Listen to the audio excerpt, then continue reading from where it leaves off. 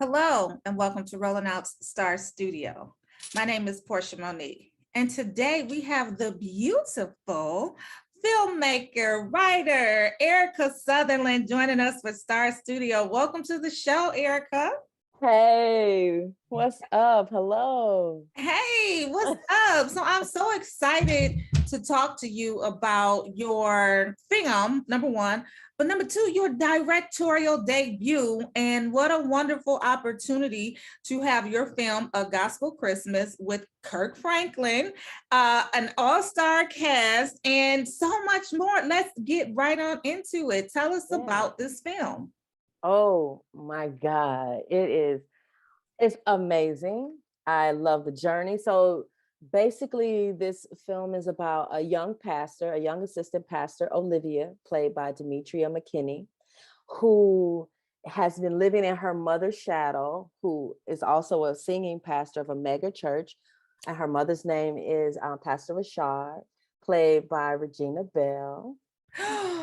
Yeah. I missed that. I missed that. Yeah. And she sings. She's gonna, yeah. Oh yeah. Exciting. Yeah. So it's about her journey. Her mother gets an assignment to go pastor a small church in Texas, unbeknownst to Olivia.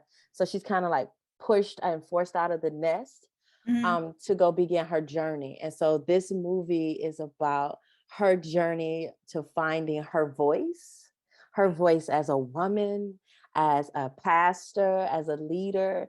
And because she comes from a generation of, or she's been passed down generationally of singing pastors and her on her mother's side, she finds her voice as a singer and pastor. She wow. Yeah. So Demetria McKinney sings.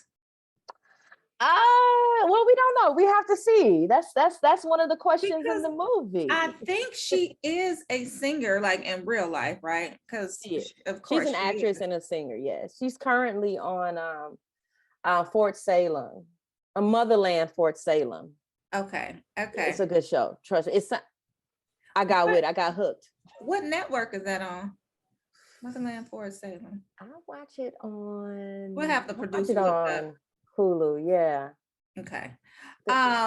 Sounds exciting. So that was a twist because I did not see Regina Bell in the trailer. She's not in the trailer, is she? Let me think about that trailer. No, you did not see her in the trailer. That is very true. But she is prominent in the film. Okay, let me see. Can't miss her. Okay, let's talk about the cast right quick, and then I want to jump back into your journey, how you got started as being a filmmaker, a writer. You went to USC, so we'll talk about that as well. But let's talk about the cast right quick. I'm gonna go ahead and play the trailer after that, and then we'll jump back into your journey as a filmmaker and a writer. Cool. Tell us about the cast first. Oh, okay. Sorry, I thought you said you was playing. I'm sorry. Tell us about the cast first. Let me get the trailer ready. I got it. But go ahead. Absolutely. So again, we have Demetria McKinney playing Olivia, the lead female character. We have Chaz Shepard playing Ashton, her love interest. Regina Bell plays Pastor Rashard, Olivia's mother. We have Kendra C. Johnson playing Miss D, who's like Olivia's close friend, and also she is the secretary at the church. We have Angela Burchett, who, if you saw the Clark Sisters, was in the Clark Sisters. Angela Burchett from the Clark Sisters. I'm gonna have to look her up because her name sounds so familiar. Yeah. Okay. And she's she plays, who does she play? She plays Stella, and Stella is one of the choir members in the film, and that's our main cast right there. Cute couple. Demetria, super cute. And I don't know if you heard this before, but it's really giving me Preacher's Wife vibes. Has anyone made that linkage? I'm so glad you said that. Yes, Preacher's Wife was one of my inspirations Mhm. in this piece. You know, it came up often when we were talking about design or the feel or tone of the film. So let me tell you something. I listened to Preacher's Wife soundtrack on repeat for years. Okay. So I'm hoping that this one will have a soundtrack just like it because Regina Bell is one of my favorites. I love Demetria McKinney's voice. So I know you didn't give us that little tea, but we're going to hope and pray that Demetria is singing as well. Let's go ahead and look at the Yeah. trailer, guys. Okay. Here we go. Leading a church is a huge responsibility. The Christmas Jamboree is in 3 weeks. You fail the Jamboree, you fail the church. You got this. You ready? No. Help me get ready for the Jamboree. The church needs a choir director. Please. Demetria McKinney, Chaz Lamar Shepard, Kendra C. Johnson, Angela Burchett. Come on, let's sing. Kirk Franklin's A Gospel Christmas. Premieres Saturday, December 4th at 8. Part of It's a Wonderful Lifetime. Wow. So exciting. That brings up conversation we were having backstage about Kirk Franklin and about this being the first of its kind for Lifetime. Can you tell us more about that? Yeah, so so this is like Lifetime's first gospel Christmas movie. Very Jesus oriented. A lot of their, I'm a lover of Lifetime's holiday season, the Christmas movies. And so, they feel big and open, and very inclusive. And this movie is very inclusive. It's just has a very gospel intention behind it with Kirk Franklin's music. So what we did was we took Kirk Franklin's gospel Christmas album, the one that everybody loves, and we have about eight songs off that album that he went and rearranged to fit our story. Okay. So that's how that happened, and that's how his music is interwoven into our story. So I'm sorry, I did not mean to interrupt. No, you're fine. No, go ahead, ask the question. How do we listen to the music? How do we listen to the soundtrack? Is it out yet? No, it's not. And that would be my producer's question and answer. I'm not sure when and or how that's going to be released and handled.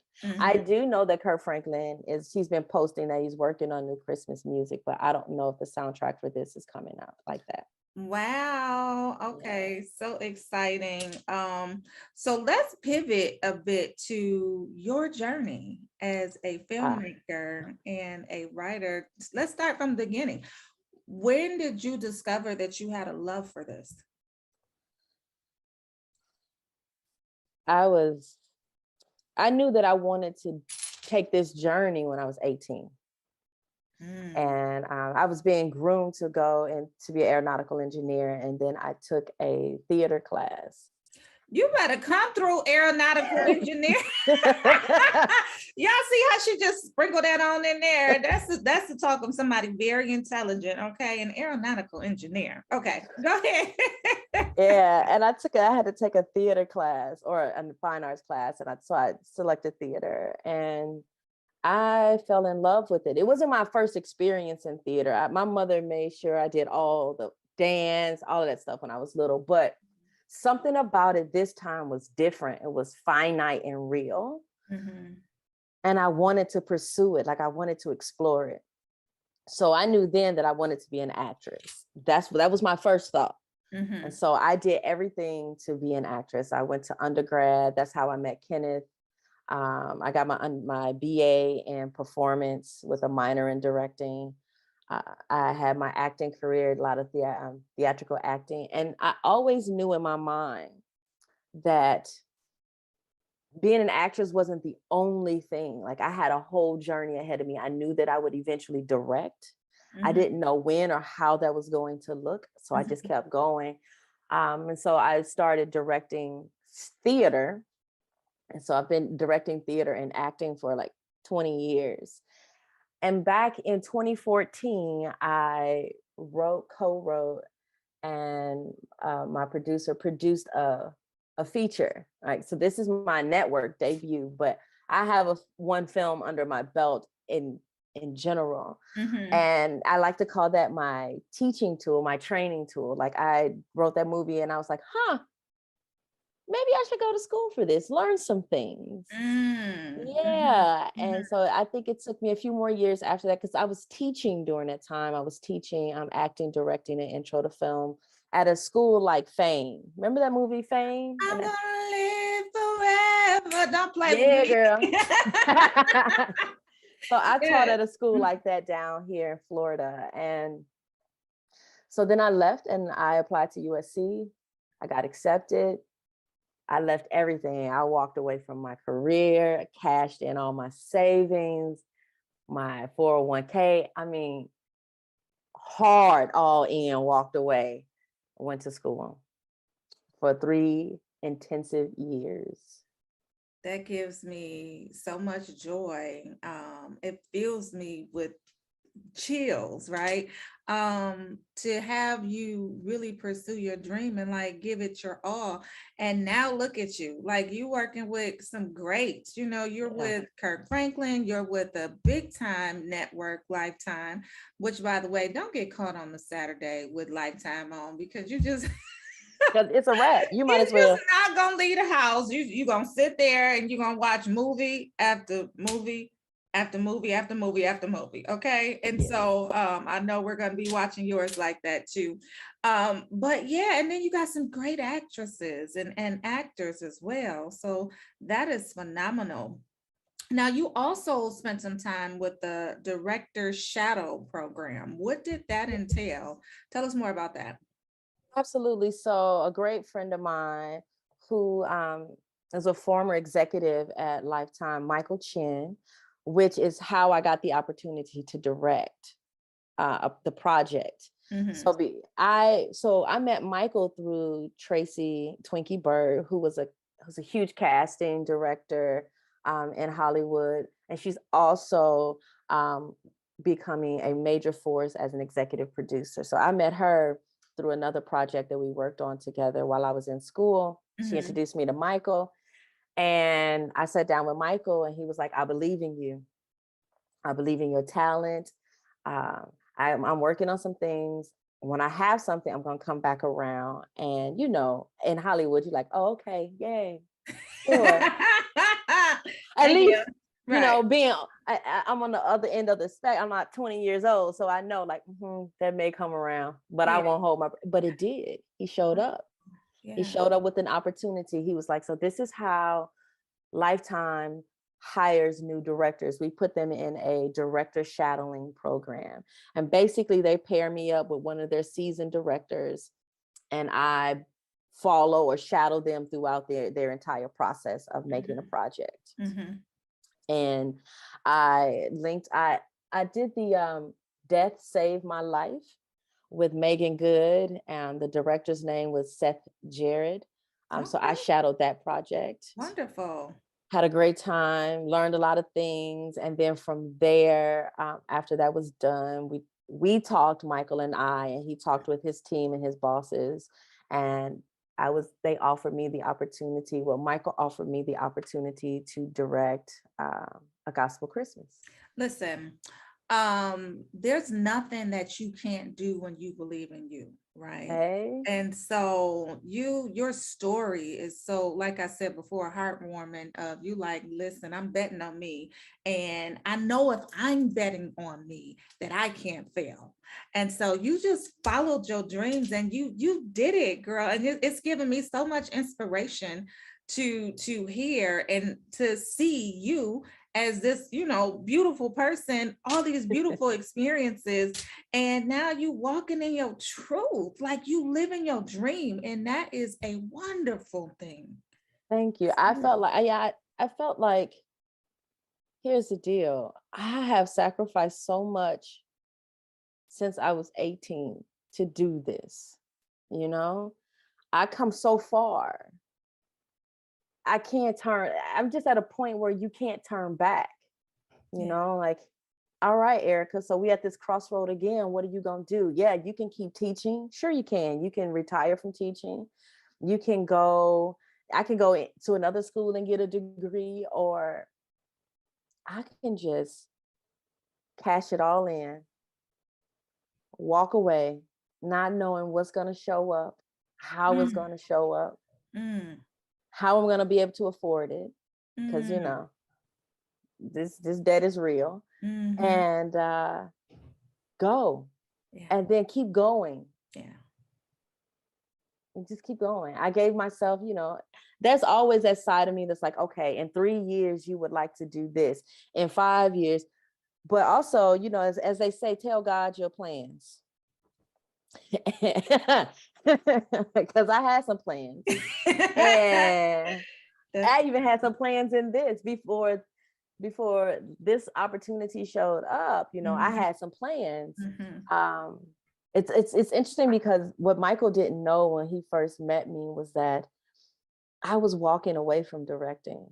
I thought that I was in this interesting place in life, you know.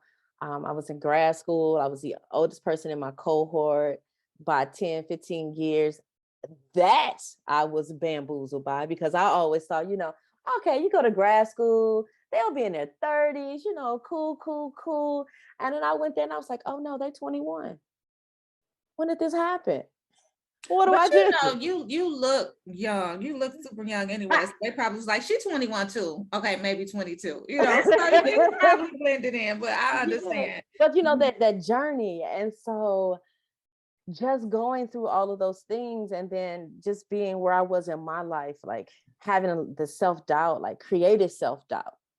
And I thought that, you know, well, maybe I'm not good enough. You know, maybe I'm not supposed to be a director. Mhm. You know? So what do I do? You know, how do I do that? You know, all these things are changing. And so, but I met Michael, and he didn't know. I didn't know he was coming back to offer me anything director wise. No idea, because I wasn't even thinking about that. Mhm. Mhm. And then it showed up, and I was like, oh, okay, tell God your plans and see what happens. He gonna laugh.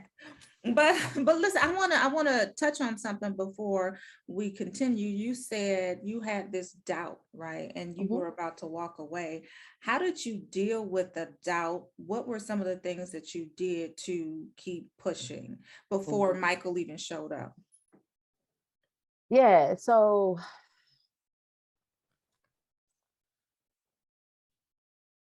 I am that type of person that I have to keep going. I don't know how to. They're just people that you don't know how to exist or breathe without moving forward in some way.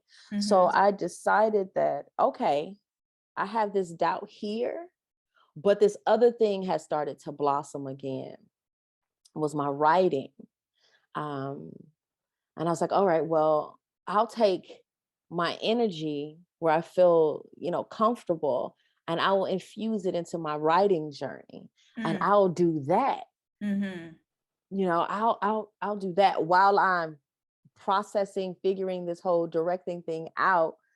And, you know, or maybe not figure it out. Maybe I don't direct. I know that was very, you know, that part of me was very sad, but she kept like fighting. And like on the inside, like, don't forget me.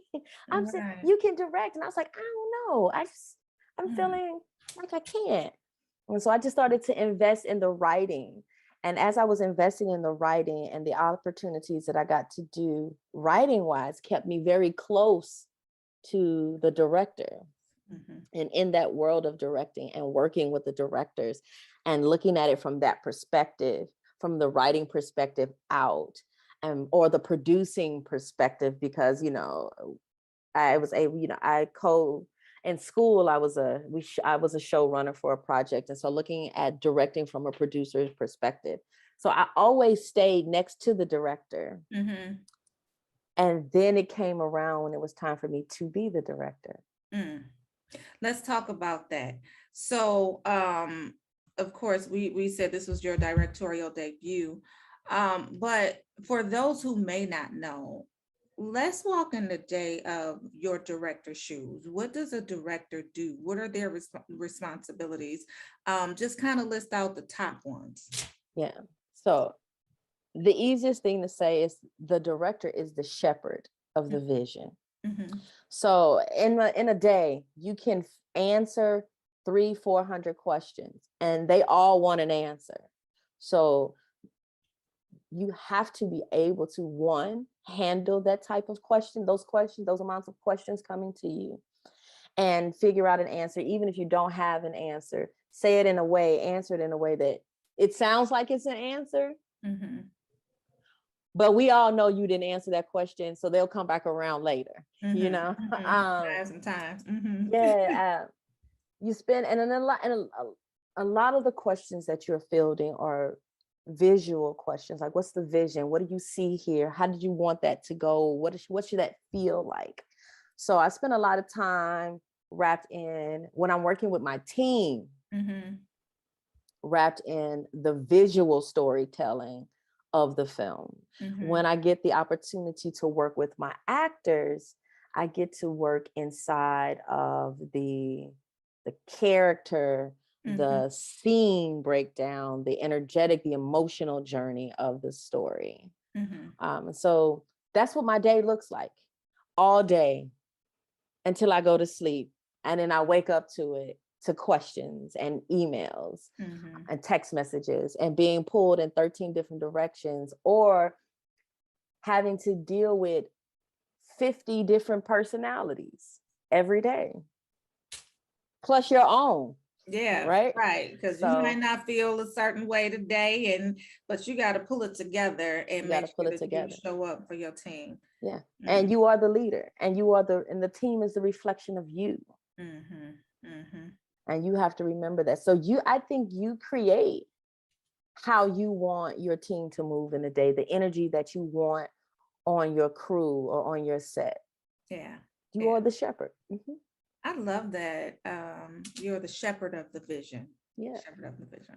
Okay, so let's talk about your experience with this directorial debut, right? So Yeah. what type of energy did you have going into it? Was it nervous? Was it anxious? Was it anxiety? Was it like, give it to us? What was it?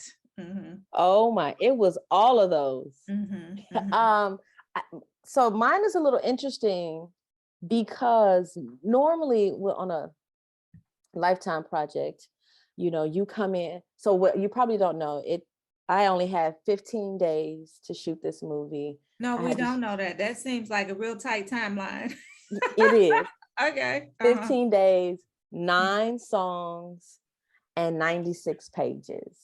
So coming in or knowing that I only have 15 days to achieve all of that is in its own right stressful and exciting, because like, you just don't know what each day will hold. But right now, I'm sorry, I didn't mean to interrupt, but it's 15 days kind of standard across the board with Lifetime's model. Okay. Mm-hmm. So like, because they produce so many films in a year, and I don't remember that number, but it's somewhere like 50, 60.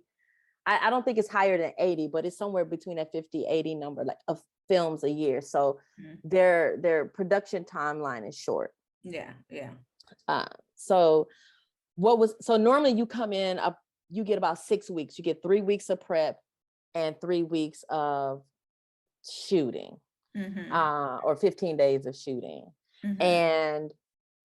But this time for me, I started at the beginning. Like, I was there when all we had was a log line, no script. What's the log line? It's just the little short synopsis to tell you the idea of the movie, what the movie is. And no script. Michael just had a thought. He was like, this is the movie I want to make. It's about this young pastor going to this town. And so from there, I was able to be a part of that entire process of hiring the writers, which we hired Courtney Richard, and going through the whole development process all the way up to where I would normally come in at 3 weeks out from production. Wow. Yeah. So how did you meet Courtney? How did you find your writers? Yeah. So again, Michael is a person that believes in finding new talent and raising them up. So Michael's idea was to have a completely Black female team. So my executive producer was Tracy Twinkie Bird, Black female. I'm a Black female. Courtney Richard, Black female. So we got together. So he brought her in. And like he brought some writers in, and then I believe Twinkie, she brought a couple of writers in, and they interviewed for the position, and we all talked about it, and then we selected the writer that we wanted to work with, to take this journey with. And Courtney was the writer we chose to take the journey with. Love it. And so that was exciting because I was used to that world, you know, back in school, being a writer and in development, because I love to develop projects. Working with her one-on-one, growing that story was really exciting and nervous. Like, and then you get the script and it's like, okay, it's all on you, Erica. Go ahead, direct it. Okay, stop right there. It's all on you, Erica. Direct it. What did you do next? And you got to, I became very organized and put together my lookbook, how I saw the film, how I wanted to talk to my team. I gave them visuals. Everybody coming into this project, you knew exactly what I wanted to make and how I wanted it to look and feel. And then from there, my goal is, so here is the overall vision. Now, all of my department heads, you're experts in your field. I want you to enhance this vision, make it better, sprinkle your expertise on it. Let's talk about it. So that's what I did. I got closer to me being, here's the script, let's direct it. I went into prep mode. I prepared myself. I prepared the story so that I could answer the questions that I knew would come. You're giving us a whole masterclass over here. I just want you to know that. But we love it. We love it. Okay, so first day of shooting. Walk us through that. What you do? Did you sleep? Did you sleep, girl? Or did you just sleep 24 hours because you was ready? Sleep is such a precious word. Yes, I did sleep, but so I did most of my working with Kirk Franklin because of the pandemic. We weren't able to be in the same space because of travel, right? Because you travel, you got to quarantine and all of that. So we lived in this virtual world and on the phone. So before I even got to shoot anything, we had to create the music and record the music. And so let me tell you how crazy that was. Everybody wants to know what's my most crazy thing, like what's the thing that really got you. And it was the day I received Kirk Franklin's scratch demo, his first shot out the gate. He's like, here's my music. He rearranged everything and I received it. And I was like, okay, great. And so I listened to it and I was like, okay, cool. And I had some, I had some notes, right? But then they hit me back up and they was like, all right, Erica, so do you approve these songs or do you have any notes? And I was like, oh my God. Not asking me. I was like, I got to give Kirk Franklin notes. Yeah. I listened to that music for 3 hours straight. I would not respond to an email. I just kept telling myself like, oh my God, Erica, you're getting ready to give Kirk Franklin notes. Like, yes, girl. Yes. What do you do? I was in my hotel room tripping out. Nobody knew. And eventually I got to myself. I said, Erica, now in the mirror, you're the director. Get it together. You got to answer this email because they want to know. So get it together and answer it. And I was like, okay. And so I transcribed my email, the thoughts I had, the things I loved, some things that needed to be changed so that it fit better with the story, sent it off. And Kurt's team was like, oh, thank you so much, Erica. We appreciate these notes. We'll get right on it. And I was like, whoa. Received them, girl. And without any type of. Yeah. And then even talking with him, because I got, so we FaceTime or Zoom and we talked on the phone, and our creativity happens. And I was cool with it because I create late at night. Yeah. So, so sleep for me was interesting because I knew between the hours of midnight and 3 a.m., I could receive multiple phone calls from Kirk Franklin as he's in the studio creating the music. What an experience. What an experience. It's dope. I'm not going to lie about it. Yeah. It was very cool just to be having that conversation, the creative conversation with Kurt and his team, and Reese, which was his assistant, like just to have that creative conversation in the wee hours of the morning when most of the world is like sleep. Time to work though. It really is the best time to work, because you don't have to answer phone calls, you don't have to answer emails, and you really can just kind of get tunnel vision and get extremely focused on what it is that you're doing. So that happened before the first day. So by the time the first day came, all my music had been recorded. And then we go into the first day of production, and the first day of production is always an interesting dance. It's like a blind date. You're getting 50 people who may or may not have worked together before in the same space to create the same project at the same time. And that can have its moments, right? You still don't know me. I'm supposed to lead you through this process. You're supposed to trust me. I need to trust you. I'm feeling, so it's like this interesting dance. Like, how do you get through the first day? Is it going to be great? And we had, if I can remember the first day, I feel like for a first day, it was a good first day. I believe we made our day, which is always great. What does that mean? That we shot everything we wanted to shoot, to film that day. Yeah. I love that. Okay. So you made your day, you made your everything that it is that you guys wanted to shoot. Okay. Yeah, we did that. And so you went home after that, because you had a great day. Y'all shot everything y'all needed to shoot. At least I remember that. That's what I remember. I'm gonna go with that. Don't hold me to it, but that's what I remember that it wasn't a bad first day, because it could have been worse. Okay. We could have been hours behind. We could not have made our day. And it is true. Time is money and money is time, we could have been, I'm a big believer that you don't need to create with drama or like yelling and being, so it wasn't that on the set. No one was yelling at each other. So I would say it was successful. So you go home after the successful day. Do you wind down? Do you have some wine? Do you look at yourself in the mirror and say, bitch, you doing a good job. You doing a good job. Oh my God. I'm so glad you brought that up.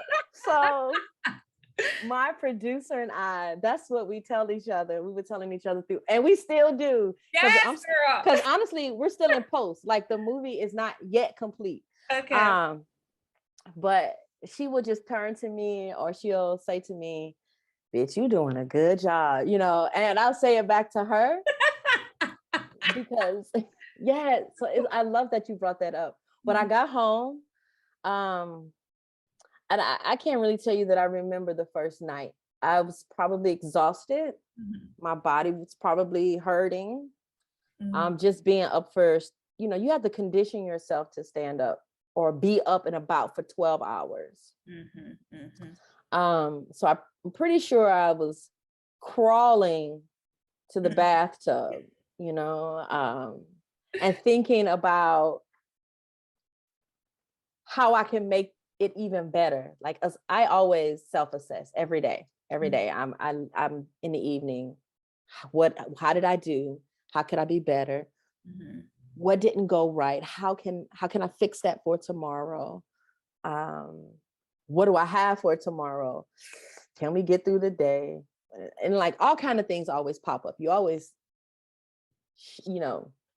pivoting and changing course. So, and then I'm answering phones and emails. Well, let me tell you something. We are so proud of you.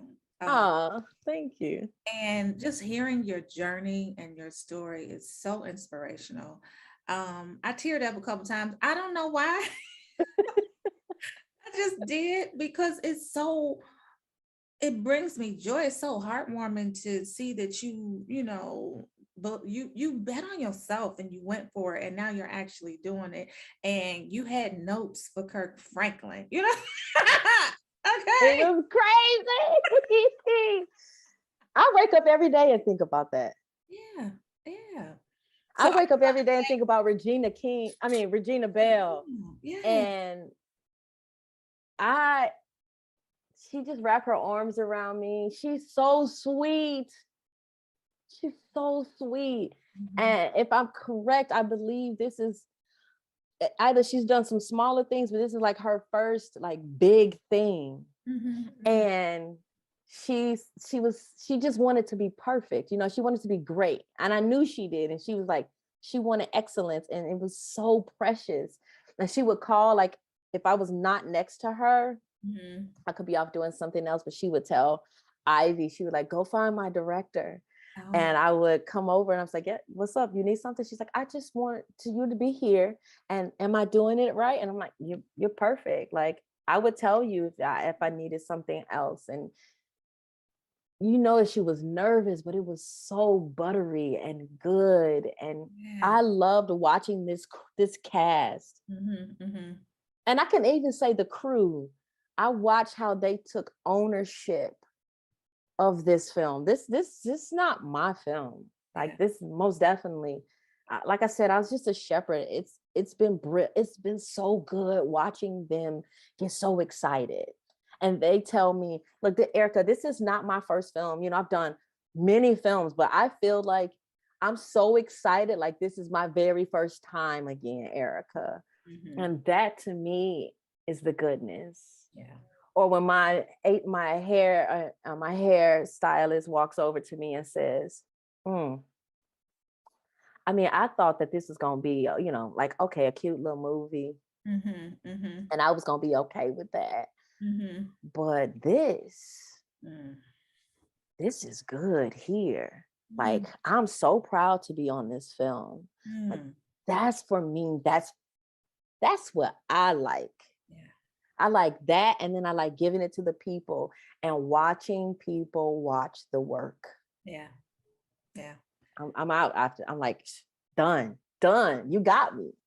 So your baby is being born on Lifetime Network, December 4th. What do you want people to walk away from after seeing this film? I want people to walk away with loving themselves a little more, believing in themselves, betting on them. That's it. And knowing that, whatever, for me, it's bigger. It's just a gospel movie, yes. And so we are based this in Christianity. But for me, this is like whoever or whatever you believe in, like, knowing that when you bet and believe and loving you and trusting that higher thing, that you okay. It's got you. God's got you. Universe got you. Whatever it is, whoever it is, you speak their name. And but speaking in the vein of this movie, God's got you. Bet on you. Believe in you. So many chills, and I just want you to know that you just poured into a lot of people. And like I said, I'm continuously getting chills. So thank you for that. And then I'll just leave you with this. Like, I'm so blown away by your spirit in your determination and your tenacity and all of those great things. But I'm gonna leave you with this, sis, because I think we here now. I just want you to know, sis, you doing a good job, sis. You doing a good job. Sis. You doing a good job. Thank And you keep so it much. up. Absolutely. Yeah, absolutely. We would love to stay connected with you on all of the things that you have coming up that you are going to be working on as well. So we'll make sure that we're working with your publicist, Ken, on that as well. And Thank you. I'll stay in touch. And of course, you guys have to tune in December 4th on Lifetime. Y'all go see her first directorial debut alongside Kirk Franklin in A Gospel Christmas. Yes. Now Thank tell you us. so much. No, thank you. This has blessed me today. I don't know if you know how much, and like I said, I don't even know why I'm getting so emotional about it, but like it really has filled me in my soul. Just Oh. okay, girl. I'm just anyway. Tell us where we can follow you because I'm going to follow you right now. Okay, so we can follow me on Instagram, and it's simple. It's EC Sutherlin, Sutherlin. Mhm. I'm getting better. Well, it Ken will tell you. You're busy, I am. girl. Listen, I'm you trying to get better at busy. being on the gram. Mhm. I'm learning. I'm always learning. Um, but yeah, so you can follow me on Insta or Facebook. You know, for those people that love Facebook, I still am a friend of it. Mhm. And that's just simply Erica Sutherland. So that's me. Well, thank you so much for spending this time on Rolling Out Star Studio and having this conversation with me. It's been wonderful. It really has been a pleasure. And I see amazing things for you and Thank can't you. wait to see them all unfold. So Thank thank you you for so speaking that much. into my life. Thank you for speaking that. Absolutely. Thank Thank you so much. And I am Porsha Monique for Rolling Out Star Studio. See you guys next time. Take care.